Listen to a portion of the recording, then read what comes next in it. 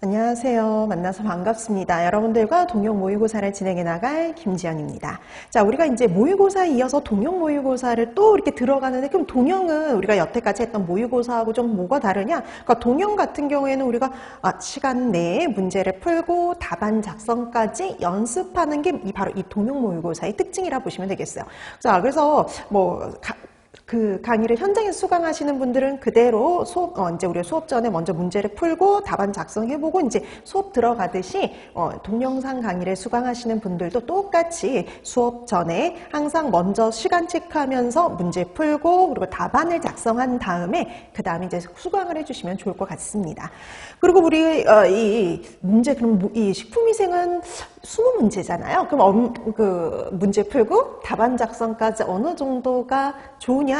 그건 대략 그거는 그게 없죠. 그래서 본인의 속도로 하면 좋은데 15분 정도 해가지고 문제 다 풀고 그 다음에 답안 작성까지 끝내시면 가장 좋죠. 왜냐면 우리가 또 이 화학 같은 경우 간혹 이제 어려운 과목이 있는 경우 거기에 조금 더 할애를 해야 되는 경우도 있기 때문에요. 그러니까 그런 것들을 감안했을 때 15분 정도의 문제를 다 풀고 답안 작성까지 거치는 게 가장 좋긴 합니다. 자, 근데 우리 문제를 풀 때 근데 너무 또 빠르게 푼다고 해서 좋은 게 아닌 게, 너무 빠르게 풀다 보면은요 실수할 수가 있어요. 그래서 너무 빠르게 풀고 이번에 문제도 이렇게 쉬웠어. 근데 나중에 답을 맞춰봤더니 틀린 문제가 간혹 많은 경우가 있어요. 그러니까 왜냐면 함정이 있는 경우도 있고 실수하고 놓치기 쉬운 것들도 있는데 너무 빠르게 문제를 풀다 보면은 그런 것들을 놓치기 쉽기 때문에 우리가 그런 거를 놓치지 않고 꼼꼼히 문제를 풀 필요가 있습니다. 그래서 무조건 빠른 게 아니라 잘 파악을 해서 문제를 하나하나 답안을 작성해 나가는 것도 중요하다라고 생각을 하시면 좋을 것 같아요. 자, 그럼 이제 우리 동영 모의고사 1회부터 들어갔는데 1회도 마찬가지예요. 그러니까 우리가 요즘 시험 문제가 무조건 되게 어렵게 나오는 건 아니고 우리가 보통 한 16문제, 한 16, 17문제 정도는 그냥 쉽게 풀 수 있는 것들이 많고, 근데 이제 한 두세 문제 내지 세네 문제 정도가 조금 고민하거나 생각해야 될 문제 아니면 함정이 있어가지고 놓치기 쉬운 문제들이 간혹 있어요. 그래서 그런 것들을 얼마나 잘 잡아내고 실수를 하지 않느냐, 그거에 따라서 여러분들의 성적이 달라질 수가 있기 때문에요. 그런 걸 연습하는 게 바로 이 동영 모의고사다라고 생각해 주시면 될 것 같습니다. 자, 그럼 우리가 1회 1번부터 들어가는데요. 자, 1번 문제는 단순해요. 첨가물을 찾는 문제입니다. 1번 다음 중 빵류의 보존기간을 연장시키기 위해서 사용하는 식품 첨가물은? 그랬어요.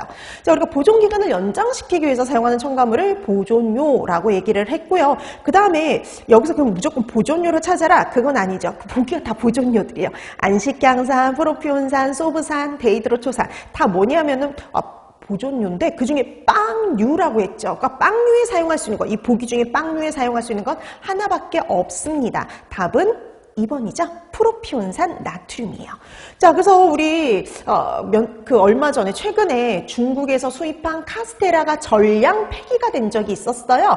그 이유가 바로 우리는 빵에는 분명히 프로피온산을 써라고 이렇게 사용 기준이 마련되어 있는데 거기에는 안식향산이 다량 함유되어 있었거든요. 그러니까 우리나라는 빵류에는 안식향산을 쓸 수가 없습니다. 자, 그래서 우리 이 보존료의 특징이 있어요. 보존료들은요, 우선 pH가 낮을수록 효과적인 산형 보존료라는 특징. 우리가 파라옥시 붙는 애들 빼고는 다 똑같았고요. 그 다음에 식품별로, 그러니까 우리 보존료별로 사용 대상 식품에 약간씩 차이가 있었거든요. 그래서 대표적인 식품을 꼭 기억해 두셔야 되는데, 빵류에, 우리나라에 지금 현재 빵류에 사용할 수 있는 건 프로피온산뿐입니다. 자, 그래서 오늘 나누렸던 프린트, 오늘 이제 수업 참고 자료 프린트도 나갔어요. 그래서 오늘 이제 수업할 때 이제 좀 빠르게 수업을 진행하려고 나눠드렸는데요. 1페이지를 보시면은, 다시 한번 정리해 놔드렸습니다. 그래서 우리가 미생물에 의한 품질 저하를 방지해서 보존기간을 연장시키는 게 식품 첨가물인데, 각각의 특징과 함께 뭐가 나와 있느냐 하면은요, 대표적인 사용 대상 식품들이요. 자, 그래서 여러분들이 데이드로초산 나트륨, 그럼 치즈, 버터, 마가린에만 사용 가능하다 이렇게 되어 있죠. 그다음에 안식향산 및 안식향상 및 그 염들 같은 경우는 과일, 채소, 음료라든지 그다음에 탄산음료, 기타 음료, 인상, 홍삼음료 이런 데 사용 가능하단 말이죠. 그 중에 과일, 채소, 음료 전체에 사용할 수 있는 건 안식향산밖에 없어요. 그래서 최근에 경남에서 이게 시험 문제가 나왔죠. 파라옥시 이렇게 붙는 애들은 캡슐이라든지 식초, 과일이나 채소의 표피, 겉에 사용할 수 있는 유일한 보존료여서 다른 애들과 겹치지 않는 것들이 그런 게 있으니까 그런 것도 기억해 두시면 좋고요. 그다음 소부산 및 그 염들을 보시면은요, 얘는 젖상균, 혐기성 포자형성균의 효과가 없어요. 특히 곰팡이에 효과적이다 보니까 간장을 뺀 장류라든지 식육가공품 그리고 발효음료. 그러니까 우리가 유산균의 효과가 없으니까 유산균 음료, 발효음료에 쓸 수 있고요. 그다음에 주류에 사용이 가능합니다.